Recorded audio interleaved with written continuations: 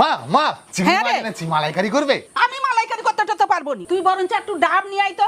এই চিংড়ি মাছের ডাব দিয়ে ডাব চিংড়ি করব। ডাব চিংড়ি? প্রথমে চিংড়ি মাছগুলো কেটে বেছে ধুয়ে নেব।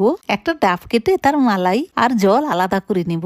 এবার কড়াইতে তেল দিয়ে চিংড়ি মাছ নুন দিয়ে 30 সেকেন্ড ভেজে নেব। মিক্সিতে নারকোল কোড়া, সর্ষে, পোস্ত, কাঁচা লঙ্কা বেটে নেব। ডাবের শাঁসটাও বেটে নেব।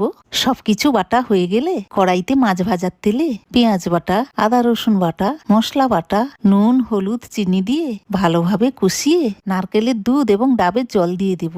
10 মিনিট ফুটিয়ে একটা ডাবের ভেতরে চিংড়ি মাছ আর গ্রেভিটা ভরে ওপরে ডাবের শাঁস বাটা দিয়ে আটা দিয়ে সিল করে গ্যাসে বসিয়ে দমে দেব 30 মিনিট। বাস, তারপরে রেডি হয়ে যাবে ডাব চিংড়ি। বাবুরে, ডাব চিংড়ি হয়ে গেছে, চলা। গরম গরম ডাবের ভেতর থেকে চিংড়ি বের করে এই অসাধারণ রান্না উপভোগ করুন সপরিবারে মিলে। দারুণ।